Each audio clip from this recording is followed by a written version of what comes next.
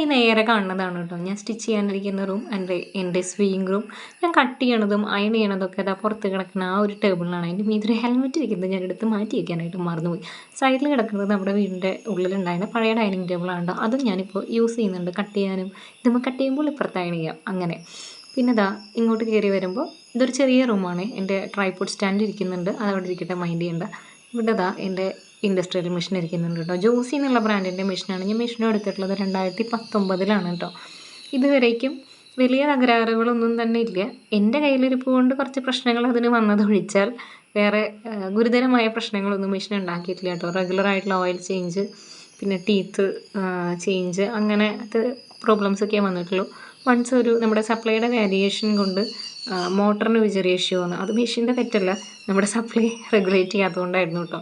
അതിൻ്റെ സൈഡിലായിട്ട് എൻ്റെ ലോക്കിംഗ് മെഷീൻ വെച്ചിട്ടുണ്ട്. ഈ ലോക്കിംഗ് മെഷീൻ എടുത്തിട്ടുള്ളതൊക്കെ ഞാൻ മുന്നേ കുഞ്ഞു കുഞ്ഞു വീഡിയോസിലായിട്ട് കാണിച്ചിട്ടുണ്ടായിരുന്നു. ഒരു 3 ത്രെഡ് മെഷീനാണ്, ജോൺ എന്നുള്ള ബ്രാൻഡിൻ്റെ മെഷീനാണ് കേട്ടോ. ഇവിടെ ഒരു എക്സ്റ്റൻഷൻ ബോർഡ് ഞാൻ യൂസ് ചെയ്യാറുണ്ട്. അങ്ങനെ പെഡൽ താഴ്ത്ത് വെച്ചിട്ടാണ് ചെയ്യാറുള്ളത്. ഇപ്പം ഞാൻ എക്സ്റ്റൻഷൻ കുത്തിയിട്ടില്ല കേട്ടോ.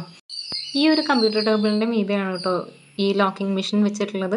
താഴെ ചെറിയ ഡ്രോയൊക്കെ ആയിട്ടുള്ള നല്ല ടേബിളാണ്, പഴയ ടേബിളാണ്. ഇതിൻ്റെ മീതെയാണ് ഞാനിതൊക്കെ ഓർഗനൈസ് ചെയ്ത് വെച്ചിട്ടുള്ളത്. എനിക്കൊരു 3 ബോക്സ് ത്രെഡ് ഉണ്ട്, പിന്നെ ഒരു സെറ്റ് ഓഫ് ബോബിനും ഉണ്ട്. എന്നാലും ഒരു തുണി തുന്നാൻ എടുക്കുന്ന സമയത്ത് എനിക്ക് നൂലില്ലാതെ ഞാൻ പുറത്തേക്ക് ഓടേണ്ട അവസ്ഥ ഉണ്ടാവാറുണ്ട് കേട്ടോ. എത്ര നൂലുണ്ടെന്ന് പറഞ്ഞാൽ ആ പർട്ടിക്കുലർ കളർ മാത്രം ഉണ്ടാവില്ല. ഇവിടെ കുറച്ച് പാക്കിംഗ് എസെൻഷ്യൽ ആയിട്ടുള്ള സാധനങ്ങളൊക്കെ നമ്മൾ അന്ന് വാങ്ങിയതും സ്കെയിൽസൊക്കെ വെച്ചിട്ടുണ്ട്.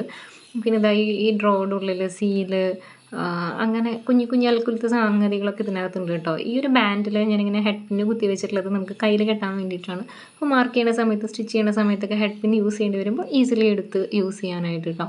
ഈ ഒരു ടേബിളിൻ്റെ താഴെ വന്ന് എൻ്റെ കുറച്ച് ബുക്സ് വെച്ചിട്ടുണ്ട്. അത് മെഷർമെൻറ്റ്സ് എഴുതുന്ന ബുക്കുണ്ട്, അതല്ലാണ്ട് ജേണൽ ബുക്സ് ഉണ്ട്, ഡയറി ഉണ്ട്, അങ്ങനെ പല കാര്യങ്ങളും അതിൻ്റെ എൻ്റെതായിട്ടുള്ള സംഗതികളൊക്കെ ഇതിൽ വെച്ചിട്ടുണ്ട്. ഈ ഒരു 2 കള്ളിയിലായിട്ട് തയ്ക്കാനുള്ള തുണികൾ വെച്ചിട്ടുണ്ട് കേട്ടോ.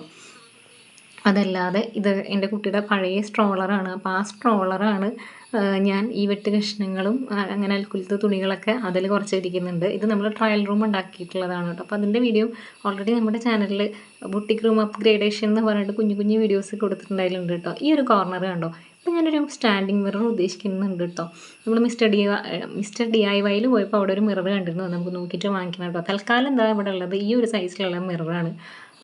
പിന്നെ ഇതാ ഈ ചുവരിൽ തന്നെയുള്ള ഷെൽഫിൽ കുറച്ചധികം എനിക്ക് അത്യാവശ്യം വേണ്ട സംഗതികൾ, കട്ട് ബീഡ്സ്, പലതരം ബീഡ്സ്, എംബ്രോയിഡറി ഫ്രെയിം, അങ്ങനെ കുറേ അൽക്കുലത്തെ സംഗതികൾ ഞാൻ അത്രയ്ക്കൊന്നും അടുക്കി പറക്കാതെ വെച്ചിട്ടുണ്ട് കേട്ടോ. അപ്പോൾ നമ്മുടെ റൂമിൽ ഇത്രയൊക്കെ ഉള്ളൂ. നിങ്ങൾക്ക് ഇത് ഇഷ്ടമായോ എന്നുള്ളത് പറയാം.